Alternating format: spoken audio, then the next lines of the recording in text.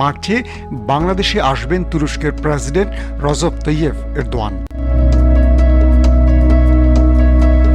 ফ্রান্সের president Emmanuel ম্যাক্রোর এখনও শিক্ষা হয়নি বলে মন্তব্য করেছেন তুর্কি প্রেসিডেন্ট রজব তাইয়েপ এরদোয়ান।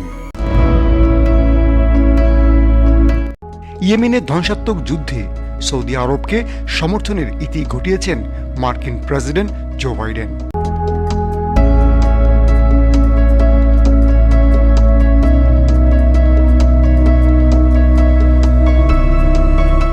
আসসালামু আলাইকুম, সবাইকে অনেক অনেক শুভেচ্ছা জানাচ্ছি মাসুম মাহবুব। প্রিয় দর্শক, আজকেও থাকছে আপনাদের জন্য বেশ কিছু গুরুত্বপূর্ণ আন্তর্জাতিক খবর।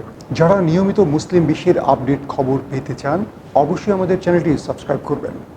ওপেন দাইস মানে সত্যকে সত্য বলা, মিথ্যেকে মিথ্যে বলা। আমরা শোনা কথা নয়, চোখে যা দেখি তাই বলি। সৌদির আক্রমণ থেকে অবশেষে ইয়েমেনকে রক্ষায় সিদ্ধান্ত নিয়েছে মার্কিন যুক্তরাষ্ট্র। মার্কিন যুক্তরাষ্ট্রের ক্ষমতায় বসে জো বাইডেন খুব দ্রুত কিছু সিদ্ধান্ত নিয়েছে, তার মধ্যে এটি একটি। জো বাইডেন চাচ্ছেন যে কোনো উপায়ে সৌদির হস্তক্ষেপ ইয়েমেনের উপর থেকে বন্ধ হোক। ইতিমধ্যে সৌদি আরবে অস্ত্র বিক্রি বন্ধ করেছেন জো বাইডেন। ইয়েমেনের ধ্বংসাত্মক যুদ্ধে সৌদি আরবকে সমর্থনের ইতি ঘটিয়েছেন মার্কিন প্রেসিডেন্ট জো বাইডেন। শরণার্থীদের ক্রমবর্ধমান স্বাগত জানানোর পাশাপাশি আমেরিকান পররাষ্ট্রনীতিকে বড় ধরনের পরিবর্তনের দিকে নিয়ে যাচ্ছেন তিনি। প্রেসিডেন্ট হিসেবে দায়িত্ব গ্রহণের পর নিজের প্রথম ভাষণে জার্মানি থেকে মার্কিন সেনাদের সরিয়ে আনতে তার পূর্বসূরি ডোনাল্ড ট্রাম্পের পরিকল্পনাও স্থগিত করেন বাইডেন। এছাড়া চীন ও রাশিয়া থেকে আসা কর্তৃত্ববাদী হুমকির বিরুদ্ধে কঠোর পদক্ষেপ নেয়ার অঙ্গীকার করেন জো বাইডেন। বৃহস্পতিবার প্রেসিডেন্ট জো বাইডেন ও ভাইস প্রেসিডেন্ট কমলা হ্যারিস মার্কিন পররাষ্ট্র মন্ত্রণালয়ে যান। ট্রাম্পের উত্তেজনাপূর্ণ 4 বছর পার হওয়ার পর কূটনৈতিক নীতিতে নতুন করে আলোকপাত করে যাচ্ছে তার উত্তরসূরিরা। কূটনীতিকদের বাইডেন বলেন, আমেরিকা ফিরে এসেছে, কূটনীতি ফিরে এসেছে। সুসজ্জিত বেঞ্জামিন ফ্রাঙ্কলিন কক্ষে অল্প সময়ের বক্তৃতায় তিনি আরও বলেন, ইয়েমেনে মিত্র সৌদি আরবের যুদ্ধে অস্ত্র বিক্রি সহ সব ধরনের সহায়তা বন্ধ করে দেবে যুক্তরাষ্ট্র। কারণ ইয়েমেনে সৌদি হামলায় মানবিক ও কৌশলগত বিপর্যয় তৈরি হয়েছে। প্রবীণ কূটনীতিক টিমোথি লেন্ডারকিংকে ইয়েমেন বিষয়ক দূত মনোনয়ন করেন প্রেসিডেন্ট বাইডেন। যুদ্ধ বিধ্বস্ত দেশটিতে একটি অস্ত্র বিরতিতে পৌঁছাতে জাতিসংঘের চেষ্টায় সহায়তা করবেন এ দূত। এছাড়া হুতি বিদ্রোহী ও সরকারের মধ্যে শান্তি আলোচনা নতুন করে শুরু করতে তিনি আগ্রহী ভূমিকা পালন করতে পারেন। ইয়েমেনের রাজধানী সানা সহ দেশটির অধিকাংশ অঞ্চল হুতি বিদ্রোহীদের নিয়ন্ত্রণে। দেশটির জনগণের কাছে যাতে মানবিক সহায়তা পৌঁছায় তা নিশ্চিত করতে কাজ করবে যুক্তরাষ্ট্র। এই অসহনীয় যুদ্ধে ইয়েমেনের জনগণ ব্যাপক ভোগান্তিতে রয়েছে। আরব এই দেশটি দুর্ভিক্ষের কিনারে গিয়ে ঠেকেছে, কাজেই এ যুদ্ধের অবসান ঘটাতে হবে বলে মন্তব্য করেছেন জো বাইডেন। আন্তর্জাতিক বিশ্লেষকরা বলছেন, জো বাইডেনের এমন সিদ্ধান্তে বড় রকম বিপাকে পড়তে পারে সৌদি আরব। দীর্ঘ কয়েক বছরের শত্রুতা ভুলে যখন তুরস্কের প্রেসিডেন্ট রজব তাইয়েপ এরদোয়ান এবং ফ্রান্সের প্রেসিডেন্ট ইমানুয়েল ম্যাক্রো একটি বন্ধুত্বের দিকে এগুচ্ছিলেন, হঠাৎ করে আবারও ম্যাক্রোর একটি বিতর্কিত মন্তব্যে ক্ষুব্ধ হয়েছেন এরদোয়ান। জো বাইডেন যখন রাশিয়া এবং তুরস্ককে বলছিলেন লিবিয়া ছাড়তে, তখন তার কথার সুর মিলিয়ে ইমানুয়েল ম্যাক্রো তুরস্ককে লিবিয়া ছাড়তে বলেন। ফ্রান্সের প্রেসিডেন্ট ইমানুয়েল ম্যাক্রোর এখনও শিক্ষা হয়নি বলে মন্তব্য করেছেন তুর্কির প্রেসিডেন্ট রজব তাইয়েপ এরদোয়ান। শুক্রবার ইস্তাম্বুলের হজরত আলী মসজিদে জুমার নামাজ শেষে তিনি এমন মন্তব্য করেন। সম্প্রতি লিবিয়া থেকে তুর্কি সামরিক বাহিনী প্রত্যাহারের জন্য আঙ্কারার প্রতি আহ্বান জানান ম্যাক্রো। তার এই আহ্বানের জবাবে শুক্রবার এমন ক্ষুব্ধ প্রতিক্রিয়া ব্যক্ত করেন এরদোয়ান। তুর্কি প্রেসিডেন্ট বলেন, লিবিয়ায় সাদ বা মালির মতো সাবেক ফরাসি উপনিবেশগুলো থেকে আসা ভাড়াটে যোদ্ধারা রয়েছে। ম্যাক্রোর প্রথমে সেদিকে তাকানো উচিত।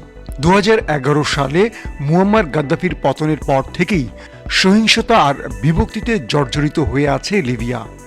গত প্রায় 6 বছর ধরে দেশটিতে সক্রিয় রয়েছে দুটি সরকার। এর মধ্যে রাজধানী ত্রিপোলি থেকে পরিচালিত সরকারকে সমর্থন দিচ্ছে জাতিসংঘ ও আন্তর্জাতিক সম্প্রদায়ের বড় অংশ। তুরস্কের সমর্থনও ওই সরকারের প্রতি রয়েছে। আর দেশটির পূর্বাঞ্চল থেকে পরিচালিত জেনারেল খলিফা হাফতারের নেতৃত্বাধীন অপর সরকারকে সমর্থন দিচ্ছে ফ্রান্স, মিশর, সংযুক্ত আরব আমিরাত, জর্দান ও সৌদি আরবের মতো দেশগুলো। রাজধানী ত্রিপোলি দখল নিতে গত বছরের এপ্রিল থেকে অভিযান জোরালো করে হাফতার বাহিনী। এক পর্যায়ে ত্রিপোলির আন্তর্জাতিকভাবে স্বীকৃত সরকারের সহায়তায় তুরস্ক এগিয়ে এলে পিছু হটতে বাধ্য হয় হাফতার বাহিনী। ফ্রান্সে মহানবী সাল্লাল্লাহু আলাইহি সাল্লামের ব্যঙ্গচিত্র প্রদর্শনের ঘটনায় গত বছরে এরদোয়ানের আক্রমণের নিশানায় পরিণত হয়েছিলেন ম্যাক্রো। ওই ব্যঙ্গচিত্র প্রকাশ অব্যাহত রাখার ঘোষণা দিলে ফরাসি প্রেসিডেন্টকে মানসিক স্বাস্থ্য পরীক্ষার পরামর্শ দিয়েছিলেন তুর্কি প্রেসিডেন্ট। আজারবাইজান ও আর্মেনিয়ার মধ্যকার যুদ্ধে পরস্পর বিরোধী অবস্থান নেয় তুরস্ক ও ফ্রান্স। ফ্রান্স আর্মেনিয়াকে সমর্থন দিলেও আঙ্কারার সহায়তায় আর্মেনিয়াকে পরাস্ত করে আজারবাইজান। বিজয়ী কারাবাখে ওড়ানো হয় তুর্কি ও আজারি পতাকা। তুর্কি ফ্রান্স সম্পর্কের এমন রসায়নের মধ্যেই তুর্কি বাহিনীকে লিবিয়া ছাড়ার তাগিদ দেন ম্যাক্রো। তবে এর আগে গ্রিস এবং ফ্রান্স চেয়েছিল এরদোয়ানের সঙ্গে সম্পর্ক ভালো করতে।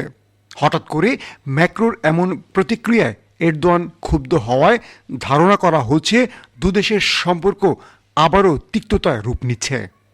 বাংলাদেশের রাষ্ট্রদূত একটি নতুন আনন্দের সংবাদ দিয়েছে। মুসলিম বিশ্বের প্রিয় নেতা রজব তৈয়ব এরদোয়ান মার্চেই বাংলাদেশে আসছেন। মার্চের মধ্যে যদি করোনা প্রকোপ কিছুটা কমে যায়, সেক্ষেত্রে মুসলিম বিশ্বের প্রিয় নেতা রজব তৈয়ব এরদোয়ান বাংলাদেশে আসতে পারেন। বাংলাদেশ সিদ্ধান্ত নিয়েছে তুরস্কের ড্রোন কিনবে। আর্মেনিয়া, আজারবাইজানে তুরস্কের ড্রোনের ব্যাপক সাফল্য দেখে অবশেষে বাংলাদেশ এমন সিদ্ধান্ত নিয়েছে। ড্রোন তৈরিতে বিশ্বব্যাপী চমক লাগিয়েছে তুরস্ক। তুরস্কের ড্রোন বিশ্বমানের। বাংলাদেশের প্রতিরক্ষা ব্যবস্থায় যুক্ত হতে পারে সামরিক শক্তির দিক দিয়ে মুসলিম বিশ্বের সবচেয়ে শক্তিশালী ওই দেশের তৈরি সামরিক ড্রোন ও আধুনিক নানা সমরাস্ত্র। তুরস্কের রাজধানী আঙ্কারায় নিযুক্ত বাংলাদেশের রাষ্ট্রদূত মাসুদ মান্নান তুর্কি সংবাদ মাধ্যম আনাদোলু এজেন্সিকে এক সাক্ষাৎকারে এই ইঙ্গিত দেন। সাক্ষাৎকারে তিনি আরও জানান, অর্থনীতি ও প্রতিরক্ষা খাতে বাংলাদেশ ও তুরস্কের দ্বিপক্ষীয় সম্পর্কের বিপুল সম্ভাবনাকে কাজে লাগাতে চায় দুই দেশ। ওই সম্ভাবনার দুয়ার খুলতেই মার্চে বাংলাদেশে আসবেন তুরস্কের প্রেসিডেন্ট রজব তৈয়ব এরদোয়ান। বাণিজ্য ও বিনিয়োগে বিশেষ দৃষ্টি থাকবে এরদোয়ানের। এ সফর বাস্তবায়নে দূতাবাস কাজ করছে। রাষ্ট্রদূত বলেন, প্রতিরক্ষা খাতে তুরস্কের উন্নয়নের প্রশংসা করে বাংলাদেশ। কয়েক বছর ধরে তুরস্ক থেকে আমরা বিভিন্ন সরঞ্জাম আমদানি করছি। ড্রোন তৈরিতে তুরস্ক বেশ ভালো করছে। তুরস্কের ড্রোন বিশ্বমানের। প্রতিরক্ষা বাহিনীগুলোর প্রয়োজন অনুযায়ী আমরা আগামীতে আধুনিক সরঞ্জাম নেয়ার বিষয় বিবেচনা করতে পারি। এ সুযোগের মধ্যে রয়েছে প্রশিক্ষণও। তুরস্কের প্রশিক্ষণের মাধ্যমে বাংলাদেশের সেনা, নৌ ও বিমান বাহিনীর সদস্যরা লাভবান হবেন। প্রতিরক্ষা, নির্মাণ ও পর্যটন ও শিক্ষা খাতে সহযোগিতার প্রতি জোর দিয়ে বাংলাদেশের রাষ্ট্রদূত বলেন, দুই দেশের মধ্যে প্রতিরক্ষা সহযোগিতা বাড়ছে। এরদোয়ানের এ সফরের মাধ্যমে দুদেশের আরও নানা বিষয়ে চুক্তি হতে পারে এবং সম্পর্ক আরও ভালো হতে পারে। মাসুদ মান্নান উল্লেখ করেন, গত বছর বৈরুত বিস্ফোরণে বাংলাদেশ নৌবাহিনীর জাহাজ যখন ক্ষতিগ্রস্ত হয়েছিল, তখন তুরস্ক থেকে তাৎক্ষণিক সহায়তা পেয়েছিল বাংলাদেশ। তাদের সহায়তায় জাহাজটি সংস্কার করে বাংলাদেশ পাঠানো হয়েছিল। পর্যটন নিয়ে তিনি বলেন, বাংলাদেশে রয়েছে বিশ্বের দীর্ঘতম সমুদ্র সৈকত এবং বৃহত্তম ম্যানগ্রোভ ফরেস্ট। এই খাতে অভিজ্ঞ তুরস্ক থেকে শেখার অনেক কিছু রয়েছে আমাদের। তিনি বলেন, দুদেশের শীর্ষ কূটনীতিকরা এরই মধ্যে ঘোষণা করেছেন, কোভিড পরিস্থিতি নিয়ন্ত্রণ এলে এরদোয়ান মার্চে বাংলাদেশ সফর করতে পারেন। এ সফরটি খুবই গুরুত্বপূর্ণ। এ সফরের মাধ্যমে এখনও বন্ধ হয়ে থাকা বিভিন্ন সুযোগ খুলে যাবে। এছাড়া রাজনৈতিক ও ব্যবসায়িক সমঝোতা প্রতিষ্ঠিত হবে।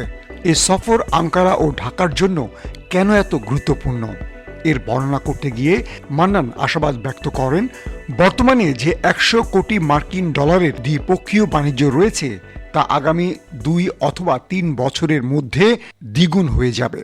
আমরা আশা করছি তুরস্ক থেকে বাংলাদেশে বিনিয়োগ বাড়বে। তুর্কি ভিত্তিক কক গ্রুপের মাধ্যমে এরই মধ্যে তা শুরু হয়ে গেছে। প্রিয় দর্শক, মার্চে যদি এরদোয়ান বাংলাদেশ সফর করেন সেক্ষেত্রে বেশ কিছু সিদ্ধান্ত হবে এবং সেই সিদ্ধান্তে বাংলাদেশ অবশ্যই লাভবান হবে। বাংলাদেশের চতুর্দিকে শত্রু রাষ্ট্র পরিবেষ্টিত।